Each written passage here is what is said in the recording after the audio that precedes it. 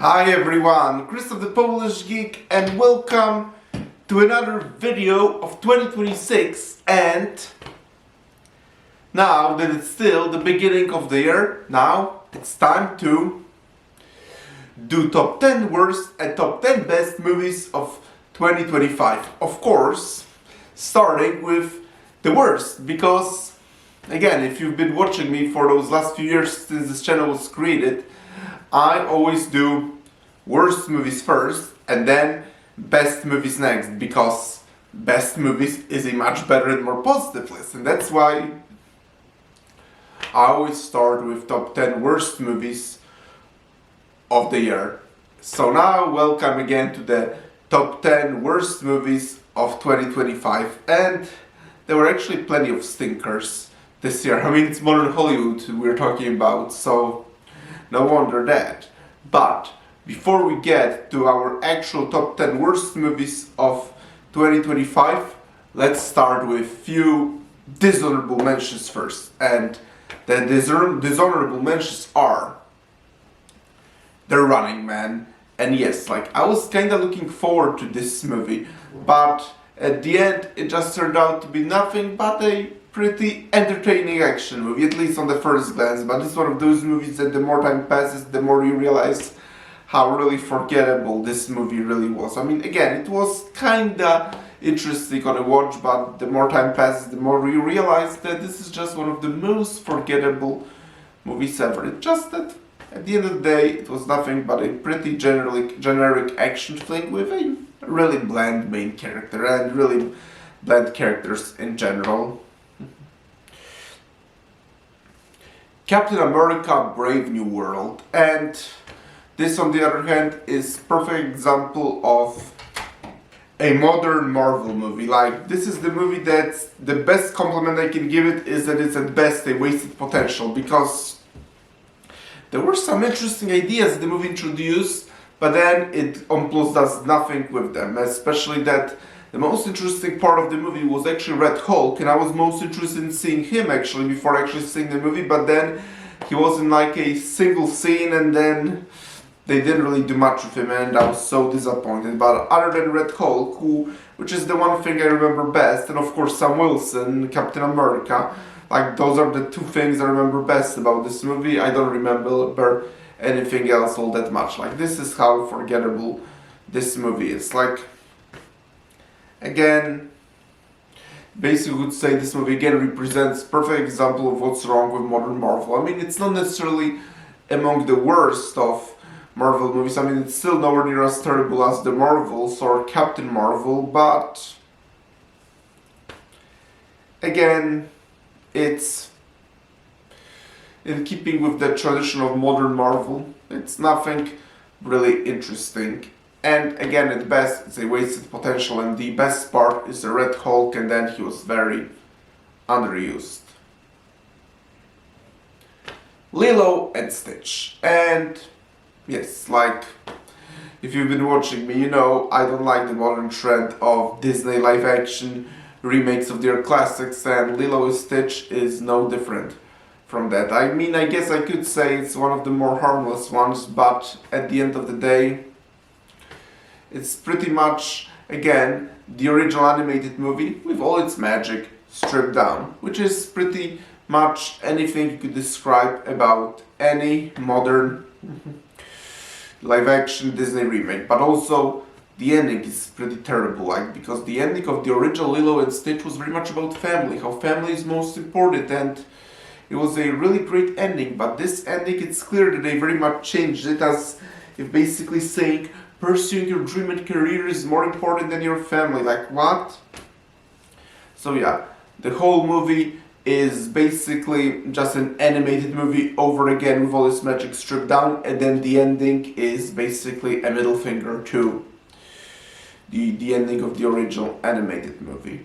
But here are my dishonorable mentions. Now let's get on with the actual list. Number 10, The Witcher: Sirens of the Deep. And yes, I was interested in this at first when I saw some animated clips and all I thought, And combined with the fact that the voice actor of the American version of the Witcher games was voicing Geralt of Rivia, I was kind of interested in that. I thought, the animation looks good. Looks like this might actually be better than the live action series. At first, especially that Nightmare of the Wolf wasn't actually that bad, but once I actually saw full trailers, that's when my interest actually dropped, because, like, again, this isn't Aquaman, this is The Witcher! And not only that, but yes, that's pretty much what the movie was. It felt more like DC animated movie masquerading as The Witcher instead of an actual Witcher, because yes, I did actually read a short story. I mean, I read the whole book, Sword of Destiny, which included also that short story actually that the movie was based on, and it was just so much better from this movie. Like, the short story kind of had this Lovecraftian feel to it, while the movie pretty much changed it into a DC movie masquerading as a Witcher. And again, I do love DC, I'm a huge DC fan, but this isn't DC, this is The Witcher. Like, if I want to watch a DC movie, I can just put one of those DC animated movies, like, but if I'm getting the animated Witcher movie, then obviously I want classic The Witcher. Like since I recently replayed the video games, and it's obvious how much grounded all the video games were from this movie, which again turned Geralt of Rivia pretty much into Superman, while in the video games it's an actual Witcher like he was. And like, the only scene I did admittedly defend when I was first watching it was the battle against the Kraken, because I admit I love battles against Krakens. I do love Krakens in general in stories, but at the end of the day, again, this is not an action-packed DC movie. It's supposed to be The Witcher, and it certainly was not that. And again, the original short story had this Lovecraftian feel to it, while this just like is basically, again, they turned The Witcher into Superman set in the fantasy universe masquerading as The Witcher. That's the best compliment I can give The Witcher, Sirens of the Deep. And number 10 on this list. Number 9, Tron Ares. And oh wow, this movie, so boring, and the characters are so bland and so uninteresting. Like, they almost feel like the characters feel here so artificial. Like, there is only one single good scene in the movie, and that's when Kevin Flynn makes an appearance and actually has a pretty interesting conversation with the main character Ares, but then once this conversation is over, the movie then goes back to being a pretty much a bland action, generally sci-fi flick. I mean, it barely even felt like a Tron movie. Like, even though like all the Tron aesthetic and everything was there, like somehow it managed to make the movie feel like nothing more than just a random sci-fi movie with completely bland, uninteresting characters. Especially the aforementioned scene with Kevin Flynn I just talked about. Again, it was actually a pretty interesting scene with some really interesting conversation. I even thought during the movie, maybe now it's gonna get a little interesting, but then it's completely forgotten, and the movie does almost nothing with those one interesting idea it just introduced. And the main villain of the movie feels completely unthreatening. Like, it's mostly like it seems like the movie keeps telling you like she's the main villain, but without even giving us a reason why we should fear her. And again, while I was watching the movie in cinema, I was actually this close of leaving the cinema, because again, nothing was interesting and I was just bored through and through. Yep, Tron Ares sucks. Number 8, Five Nights at Freddy's 2. And yeah, I haven't even reviewed this movie on this channel because I just didn't even think it was worth it at this point, but this movie is pretty much what the first Five Nights at Freddy's was. Like, pretty much a boring movie with really bland characters, and it's very much an embodiment of a curse that video game movies suck.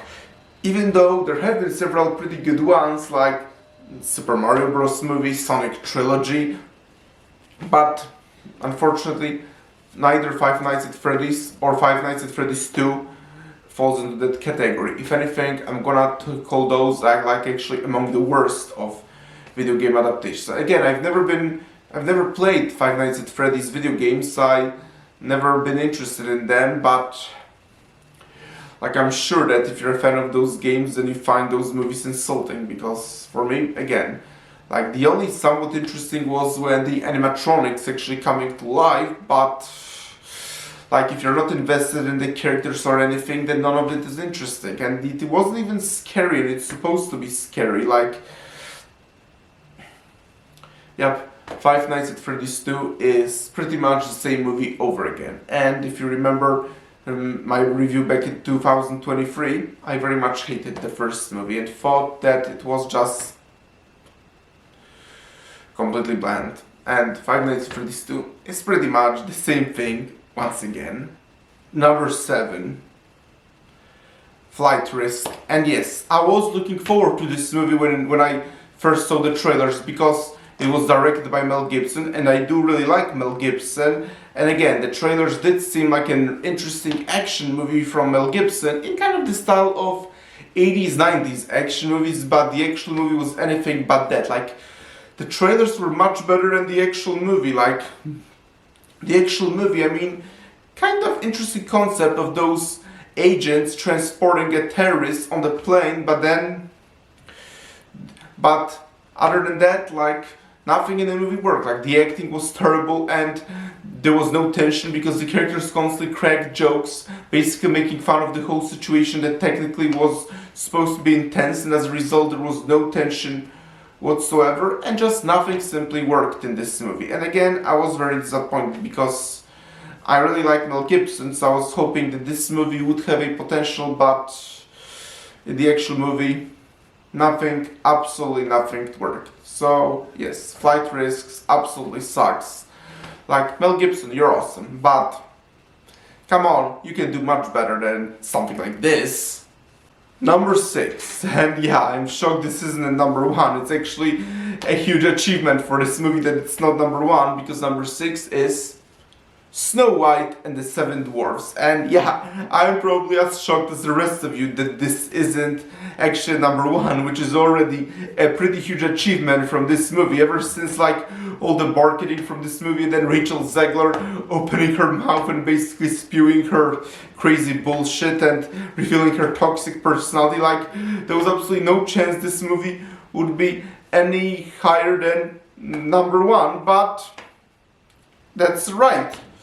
I'm shocked as the rest of you, but that's probably actually a big compliment that this movie isn't at number 1, because the movie, while the movie is still very bad, it actually wasn't as horrifying as the marketing made it out to be, but it's still pretty bad. And leaving out Rachel Zegler's toxic personality, like, again, it just like basically another Disney live action remake. I mean, and it does change the story, which, like, why? Like, why do you need to change the story that's good as it is? Like, I do really like the original animated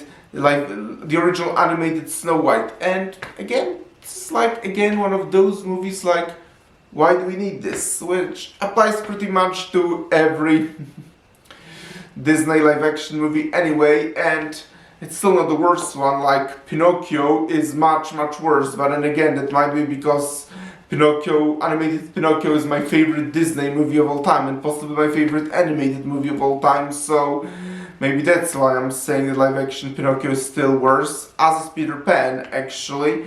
But again, this movie is still terrible, but it's not as terrible as the marketing made it out to be. Still terrible.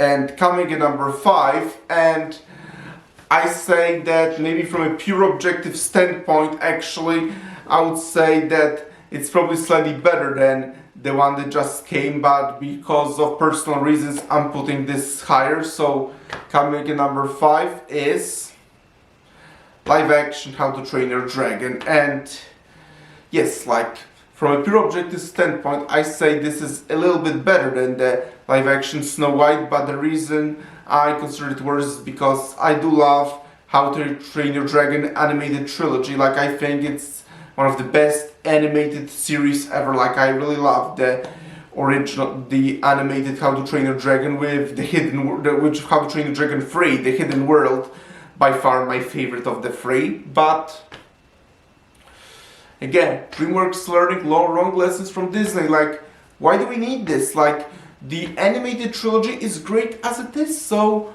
why do we need a live action movie? Like, I saw someone in my comment section once saying that it's basically like a remaster,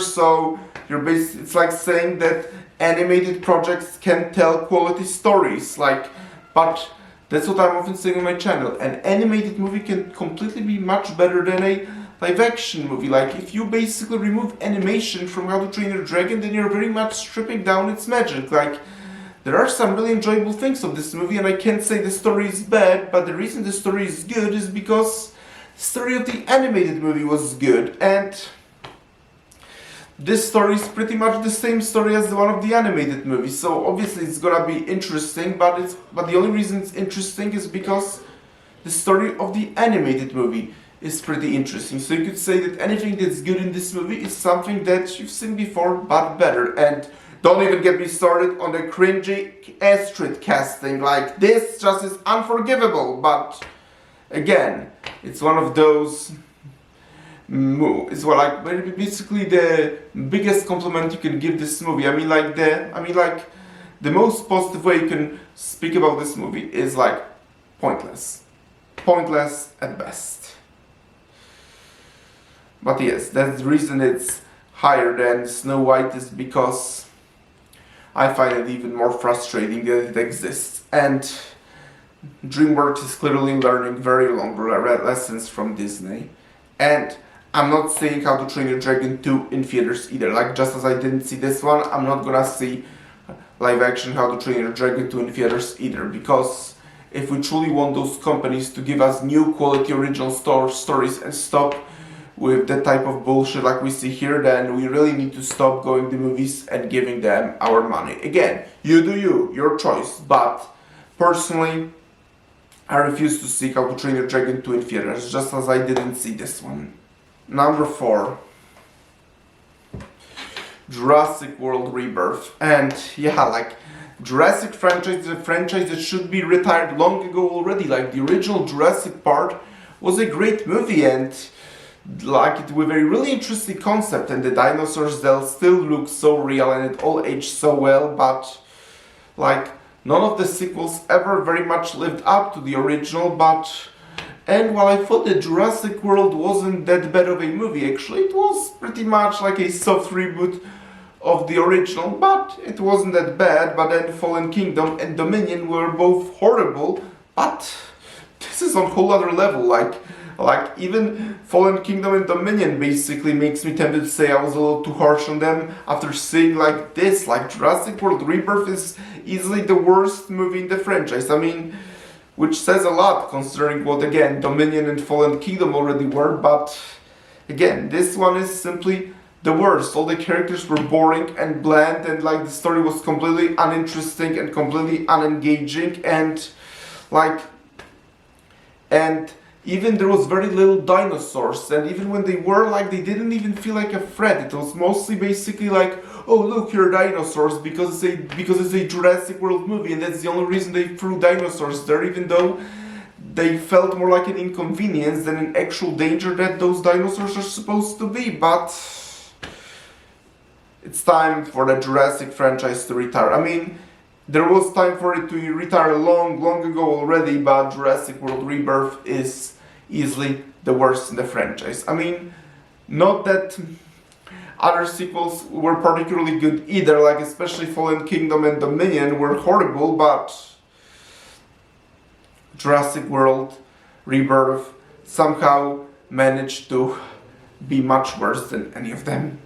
Number 3. And that's the most overrated movie of 2025, and that's One Battle After Another. And oh my gosh, this movie is such a huge propaganda piece. The best way you can summarize this movie is basically it's pro-Antifa, anti-ICE, and oh my gosh, like, why can't there ever be a movie that actually portrays Antifa what they really are? The bad guys, a terrorist organization, like, why?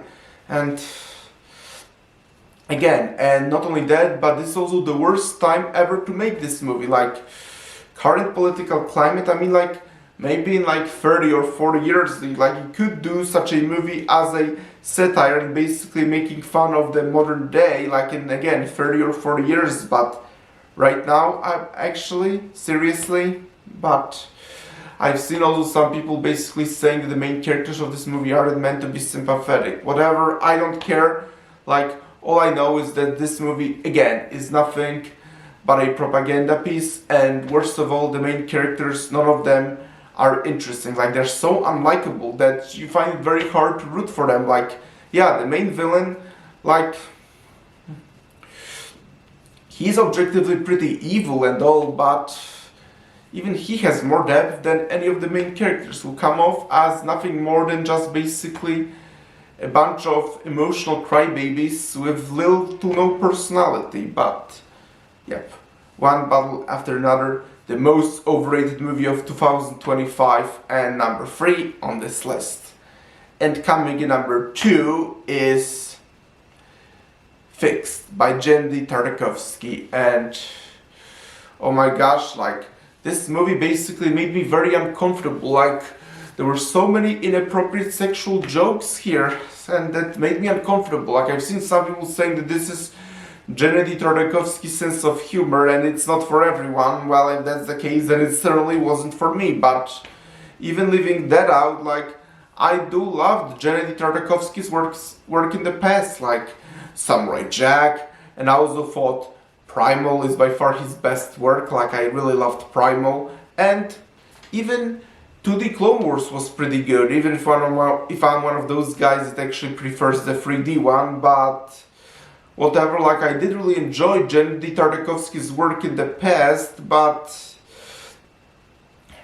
this, like, yeah, that's like one of the most inappropriate movies I ever seen, like, with so many inappropriate sexual jokes that very much made me uncomfortable. And worse yet, the main character was so unlikable. It's like one of those main characters that you just feel nothing but disgust and revulsion. Like it's hard to make me enjoy the movie when I hate the main character so much and just want to see him suffer, especially that I'm a huge dog lover. I love dogs, and yet this movie made me hate the main character who was a dog. Can you believe that?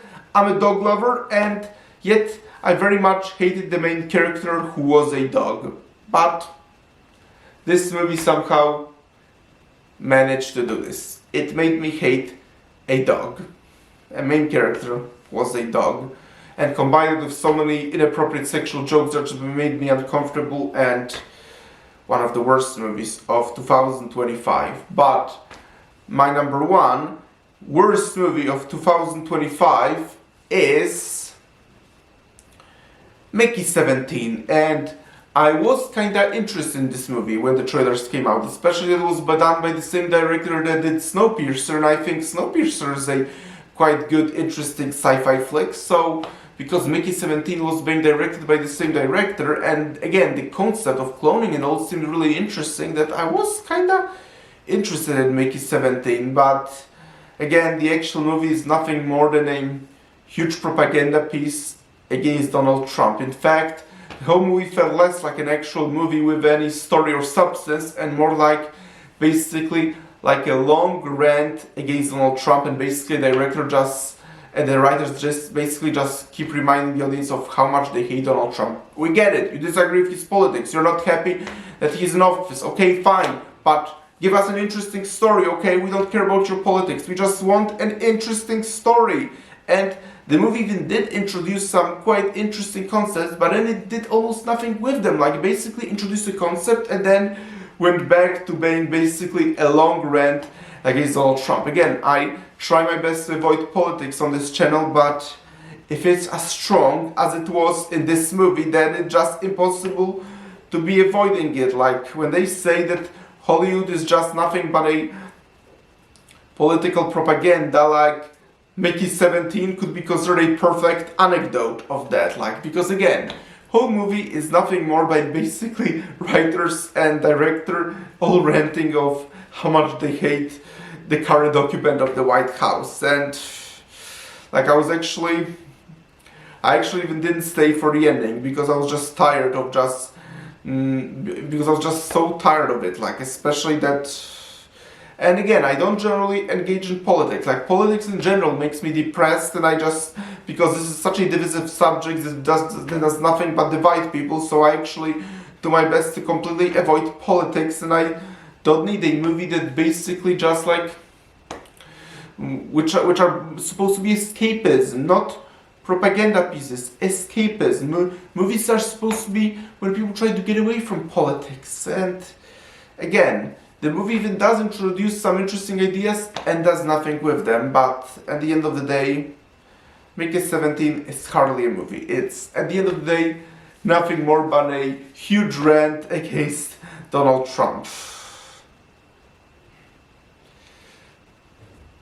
Which is, again, consistent with what modern Hollywood is doing anyway. But folks, here you have my 10 worst movies of 2025, and soon I'm gonna do my top 10 best movies of 2025, which is gonna be a much better and much more positive list. So stay tuned for my top 10 best movies of 2025. So thank you guys for checking out this top 10 of worst movies of 2025. Press the like button, please subscribe to this channel, and I will talk to you very soon in top 10 best movies of 2025. So, see you in the top 10 best movies of 2025, and see you then. Bye.